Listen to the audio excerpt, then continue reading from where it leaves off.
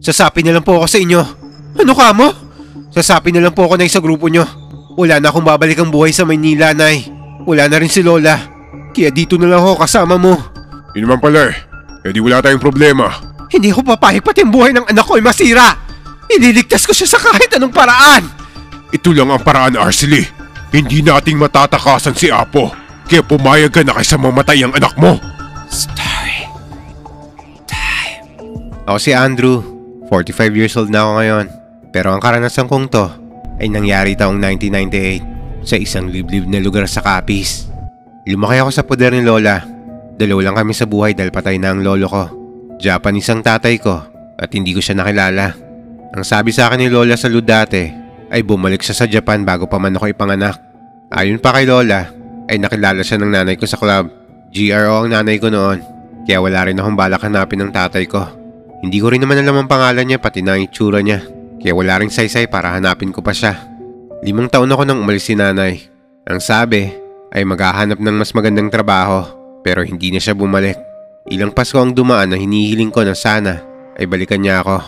Madalas ako nang iinggit sa mga bata na may buong pamilya dahil tuwing Pasko ay masaya sila. Tuwing Pasko ay nakakatanggap sila ng mga regalo sa kanilang mga magulang. Habang ako ay wala na ng tatay, iniwan pa ng nanay. Madalas nung bata ako, pinipilit kong gumising na maaga para sumama kay Lola sa simbahan. Nagtitinda kasi siya ng puto bongbong sa harap ng simbahan Habang ako naman ay nagsisimba at nagdarasal na sana ibalikan ako ng nanay ko. Kahit wala akong matanggap na regalo, basta ang importante sa akin ay makasama ko ulit ang nanay ko. Pero dumaan ang maraming Pasko na wala ni anino niya ang nagpakita sa akin. Hanggang sa unti-unti na ako nagsawa sa kakaintay sa kanya. Ang mga pangungulila ko sa aking ina ay napalitan ng tampo hanggang sa nalaman ko kay Lola na kaya pala hindi na siya bumalik ay may iba na palang pamilya ang nanay ko. Dito nabuo ang galit ko kay nanay dahil pinabayaan niya ako. Nagpakasaya siya sa bago niyang pamilya habang kami ni Lola ay nagpapakahirap para lang mabuhay. Lalong nadadagdagan ang galit ko kay nanay sa tuwing wala kaming makain ni Lola. Matanda na kasi siya nang tumungtong ako ng high school. Hindi niya na kayang magtrabaho pa na mabibigat na gawain. Kaya naglalako na lang siya ng bulaklak sa harap ng simbahan. Dahil dito, hindi niya na kayang tustusan ang pag-aaral ko. Kaya napilitan akong huminto at pumasok sa iba't ibang trabaho. Nagkargador ako sa palengke at nagbarker sa paradahan ng jeep. Lahat ginawa ko para mabuhay kami ni Lola. Pagtungtong ko sa edad niya 19, ay nagkasakit na malubha si Lola. Mas lalo kami naghirap.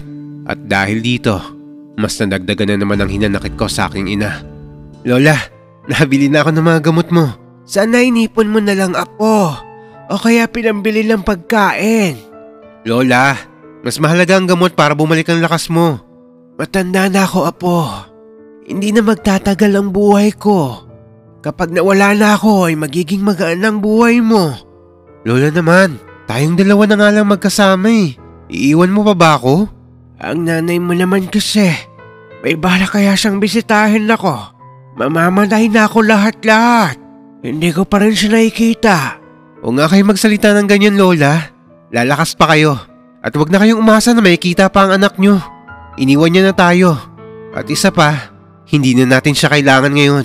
Kahit wala naman siya, nabuhay naman tayong dalawa, di ba? Apo, nanay mo pa rin siya. Hindi natin alam kung anong nangyari sa kanya. Kung buhay pa ba siya o kung nahihirapan ba siya kaya hindi na siya nakabalik. Kapag wala na ako, hanapin mo siya. Hindi na ako bata, Lola. Nasa hustong edad na ako, kaya hindi ko na siya kailangan. Pero kayo, kailangan ko pa kayo kaya bawal pa kayo mamatay, Lola. Nang mga panahong to, takot ako maiwan na naman. Ayoko mawala si Lola dahil siya lang ang hindi nang iwan sa akin. Pero hindi natin mapipigilan ng kamatayan Pasko, nang iwan ako ni nanay at maraming Pasko rin akong umaasa na babalikan niya ako. Pasko rin nang tuluyang mamaalam si Lola. Kaya kung ang iba ay masaya tuwing darating ang Kapaskuhan, ako naman ay napupuno ng kalungkutan. Nang mailibing si Lola, ay inayos ko na ang mga gamit niya. Lahat ng kahon ay binuklat ko hanggang sa may nakita akong lumang sulat dito. Nang buklatin ko at basahin, ay nalaman kong galing to kay nanay. Nakalagay sa sulat na inihambili niya ako kay Lola at sinabing wag akong pabayaan. Nakalagay din dito na wag na namin siyang hanapin dahil may bago na siyang pamilya. Nakalagay din dito sa sobre ang address niya. Kaya naman naalala ko ang bili ni Lola na hanapin ko si nanay. Malayo ang Capiz sa Maynila at siguradong mahal ang pamasahe. Kaya siguro hindi siya napuntahan ni Lola. Nagdadalawang isip din ako nito kung pupuntahan ko pa ba siya o hindi na. Pero mas nangingibabaw ang kagustuhan kong masumbatan siya. Gusto kong ipamukha sa kanya kung gaano siya kawalang kwentang ina sa akin at anak para kay Lola. Lahat ng hinanakit at galit sa puso ko ay gusto kong personal na sabihin sa kanya. Kaya naman pinag-ipunan ko ang pamasahe papunta sa Capiz. Matagal ko ring inipon to dahil mababa lang naman ang sweldo ko sa pagkukonduktor at marami pa ako naging utang dahil sa pagkakasakit at pagpapalibing kay Lola. Disyembre na ulit nito ng sumunod na taon nang makaipon ako ng sapat na halaga. Mabuti na rin to dahil malapit na ang anibersaryo ng kamatayan ni Lola at gusto ko rin bago magpasko ay makita ko si nanay. Kaya bumiyaya ako sakay ng Roro. Habang nasa biyaya ko nito ay iniisip ko ang lahat ng mga masasakit na salitang isusumbat ko kay nanay. Gusto kong maramdaman niya ang sakit na naramdaman namin ni Lola nang iwan niya kami. Pagdating sa bayan nila nanay ay ipinagtanong ko ang address sa mga tao.